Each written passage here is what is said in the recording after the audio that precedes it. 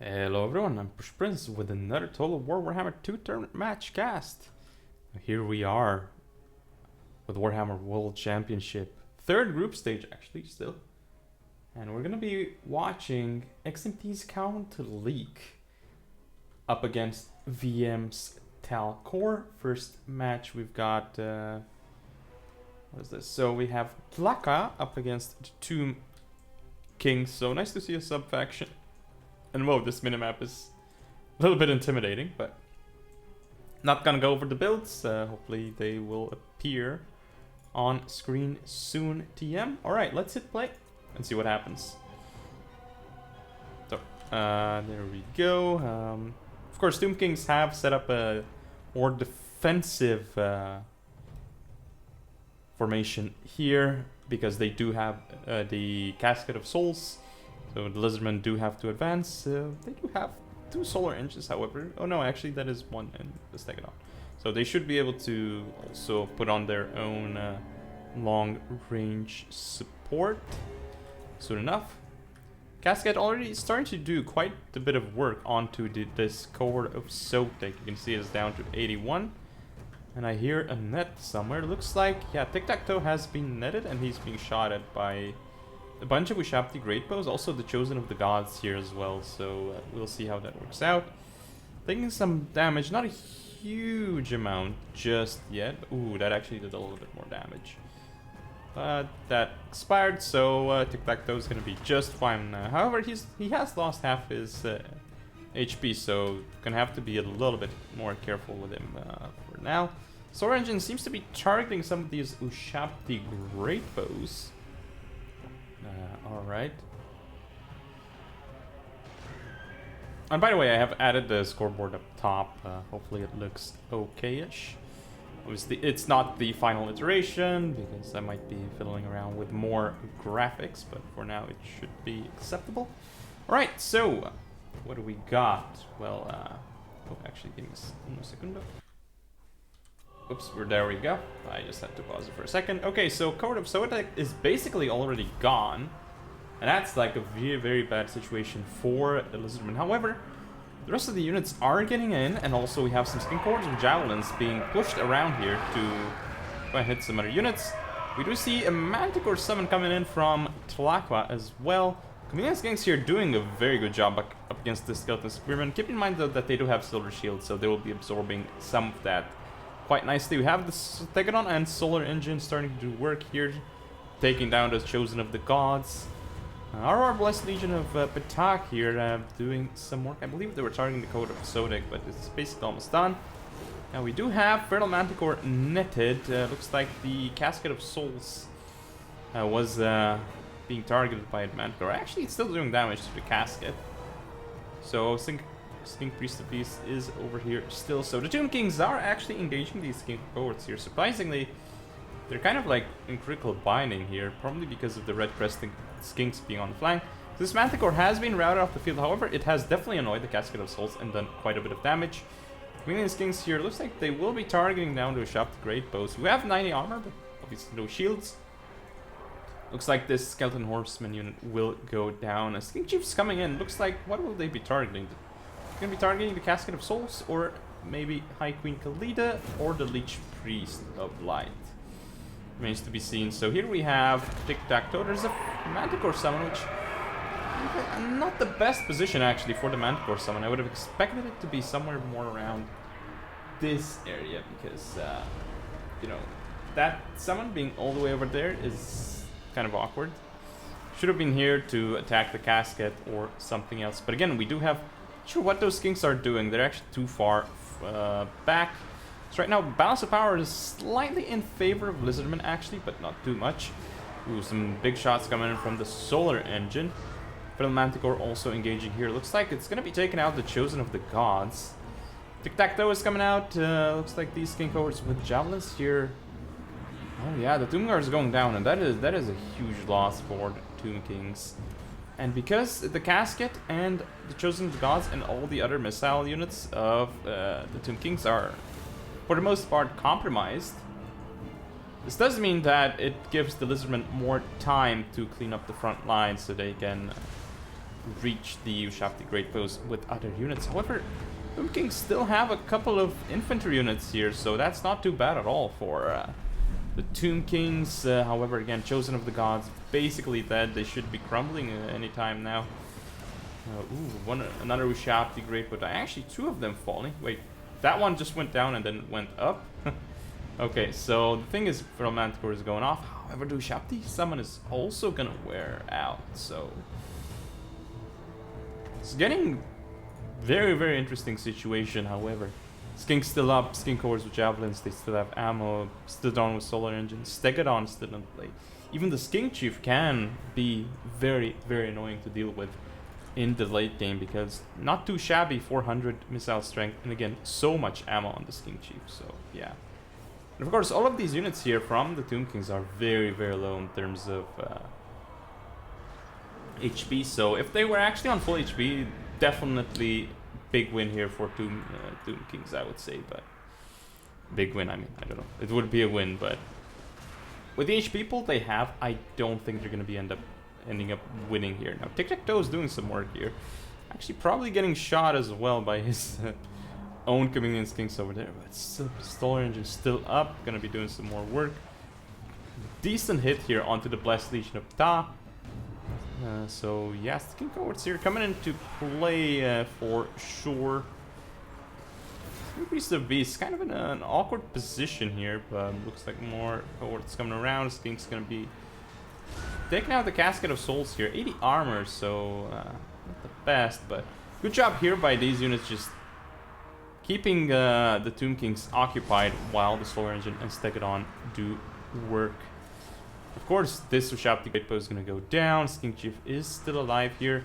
Tic-Tac-Toe doing work onto the Skeleton Spearman, but at this point, wow, it looks like actually the Tomb Kings were able to take this out. However, a big Flock of Doom is now hitting basically all of the Tomb King units except this one. So that is a huge, huge cast. And the Casket of Souls is now going to go down.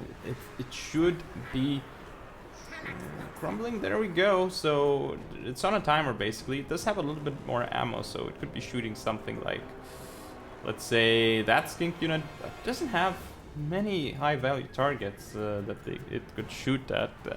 Well, of course, it has the Solar Engine and Stegadon, but it's not like it's going to do well against that. It's more of an anti-many entities unit.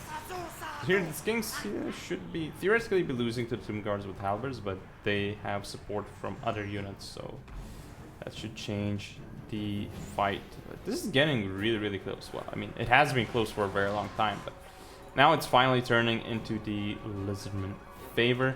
Skink Chief coming around, looks like it's chasing High Queen Khalida. And some of the Tomb King units are actually chasing, yeah, they are going after the routing Skinks, which is a good move because you don't want Lizardman units to come back. However, this does mean that the rest of the Tomb King forces are gonna go down. Skeleton Warriors here are crumbling, and as they get hit by Tic-Tac-Toe and the Skink Priest of Beasts, they're gonna be in an even worse position. Actually, funnily enough, they actually gained some morale back, or leadership, technically it's called. But everyone knows what I'm talking about when I say morale, right? So Skeleton Warriors coming in here, but yeah, it's gonna be rough for them for sure. However, yep, they're gonna just disintegrate there, and Skink Chief is still gonna be in play here. Gonna be doing quite a bit of damage to the Lich Priest here, so some nice damage from the Skink Chief for sure. Still getting some shots here. There we go, just running away and just being annoying. None of Amatok actually catching the Skink Chief, but I don't know about that actually. I mean, it's not gonna be able to do much there. Might as well. And Solar Engine does actually end up missing, but it doesn't really matter at this point. You're gonna see Tic-Tac-Toe coming on in. Alita is up here, but what's she gonna do when Tic-Tac-Toe is gonna come for you? And actually, he's gonna run, but to go for some charges. Cycle charging is the way to go here when you have basically just single entities left for your opponent, whereas you have like some chaff as well. So she might get a hit, but no. Lead turns around, fights the Stegodon, but the Stegodon here, plus tic-tac-toe and everything else, should be more than enough to take all of these units out. And there goes Kalita, basically. So big win here for the Lizardmen. Very, very close, as you can see here. And obviously the Tomb Kings are going to lose everything they have because they're a crumbling faction and undead faction. Alright, so stats. Tic-tac-toe, not much value. I mean, despite all of that, still not getting much done. Wow, the Skinks, as expected, almost all of them paying for themselves. Thing like these doing quite well for I mean, I expected the Skink Chiefs to get more value, actually, considering how long this actually was. But I guess it wasn't meant to be. So the infantry for Tomb Kings, yeah, just meant to hold for the most part, so not much value gained. But it looks like, yeah, the problem here was the Shabti Great Post. They were getting sniped by the solar engines and they got compromised, so I think that was the issue. However, that is game 1, so we'll check out game number 2 momentarily. So here we are with game number 2 between these two players, the Count Leek and VM Talcore. So again, XMT up against VM, two players from Clan, so should continue to be a pretty good series. However, I suppose like most people would actually say that Talcore is the favorite here. However, Leek took the first game, so we'll see if he can also close it out here. However, for game 2 now, we have 1000 Maws up against Wood Elves. So we'll see how this one pans out, so to speak. Alright, so stats wise, we have, well, I mean, we have 1000 Maws for Count Leek and Wood Elves for Talcore. But yeah, builds should be showing up on screen now for the actual game. Let's get straight to it. And alrighty. Looks like Rakarth is in play even, so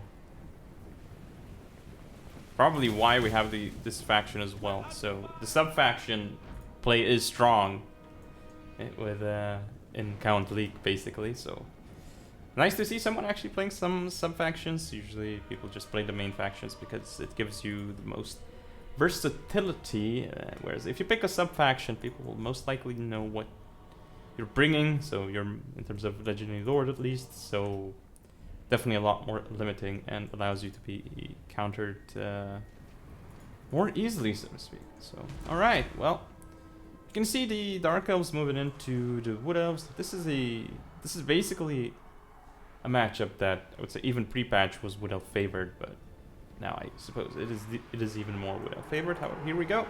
Dryads coming in, so this is going to be a good engagement for the Dryads here, but until the Chariots come in. More Dryads coming in, actually missing their charge bonus onto these Dread Spears and getting kind of caught on the side, so that's not where they want to go. That's here doing work, but again, Scourge Runner Chariots, they can turn the tide here for sure if used properly. But right now, the frontline engagement is going the way of the Wood Elves. We'll see if the Scourge Runner Chariots can change that, but right now not looking so good for Dark Elves. Chariots are however coming through, and if they get into these Glade Guard and continue doing work, we'll see. So Manticore is coming around here, Scourge Runner Chariots coming in, but Wild Riders with shields need to be sent in to stop all of these chariots. So we'll see how that plays out. Some Glade Riders with spears actually getting into these Dark Shards. Left flank for the Dark Elves is not looking good at all. The Wood Elves have pushed through. Dark Shards with shields are engaged. However, Scourge Runner Chariots going down here as well, and the Feral Manticore is going to get engaged. But Scourge Runner Chariots, again, stopping all these Glade Guards with Hagbane tips. But even the front line, though, isn't going that well for the Dark Elves, who are basically in lose here. They might lose here. But over here, they're basically going to also lose. So right now, not looking so hot for the Dark Elves, because they have Dark Riders with shields that are just going to get slaughtered by the Eternal Guards. There's even 2 of them here. Also, the Archers are engaged in melee, so well, at least we do see a summon, the Feral Manticore summon. Right now, Rakarth is engaged, and we do have the K-Knight Assassin trying to probably targeting down the Sisters of Twilight. Dryads coming in, and the Dark Elves are basically on the run. And yes, I would say this balance of power is correct at this point. Manticore is out of control though. So some nice play from the Sisters of Twilight there. Looks like Hagbane Tips will take out that Manticore.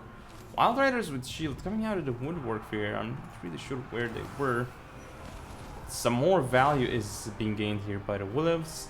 Where the Dark Elves have managed to push forward through here, so at least they won one part of the fight. There is a Web of Shadows here popped onto the Wood Elf units.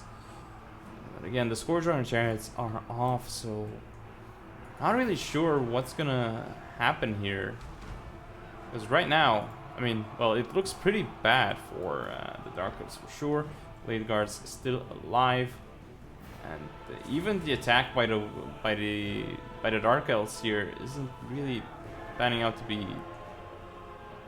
so good actually. There are some Dark Riders coming back, more of these Dark Shards as well. Dryads here might end up winning that because they're in the forest. Wild Riders getting healed up as well as the Dryads. Ooh, Ricard is getting focused down here, and yeah, this should at this point totally be a Wood Elf victory. And look at those Sisters of Twilight there, doing so much damage. Basically, it's just, I'm not really sure how the Dark Elves are gonna come back from here. I don't think they will. The Red Spear's taking out the Eternal Guards. At this point, Wild Riders with shields finishing off those Dark Shards, and there should be a few more units here for Dark Elves coming back. There they go. Bounce power still heavily in favor of the Wood Elves. And here come the Sisters of Twilight into the Dark Riders, also with some Blade Guard. Oh, some really nice hits here from Dark Shards, actually doing some work, but they're gonna be Earth-blooded, so they're still start healing up. Manticore coming in here, but this is a summon, keep in mind, so we'll see if it can get the value necessary. But I just, yeah, at this point, there's not enough. I would say this single unit of Wild Riders can actually carry the game for the Wood Elves. Take out this unit, then go into this, chase this, and then finally go into those Dark Shards with shields, and that should be the game. So already we can see here the Dark Riders with shields have been routed off. Manticore is still in play, however they are summoned Manticores. Some Bleak Swords coming back. Dark Shards here engaging with Eternal Guards. Ooh, don't want to be seeing that. Obviously the Eternal Guards will beat them up in melee, and looks like we're going to be seeing army losses very, very shortly here as the Wood Elves take the victory. So that is a valiant defeat. As you can see here, 1,000 Maws not able to take this victory here, but they did actually make it quite close in the end actually. So yes, these 3 single entities still up, and the Wild Riders are up, but other than that, there wasn't too much from the Wood Elves left. So it was just an issue with the Scourge Runner Chariots not being able to pay for themselves, and just like the Manticores as well here. And Ricard, I mean, obviously. But on the other side, Sisters of Twilight definitely paying for themselves. Look at the value on the Waystalker. Yeah. Very well done here. And 1,500 on Wild Riders with shields. Awesome stuff for sure, actually. So, this is not the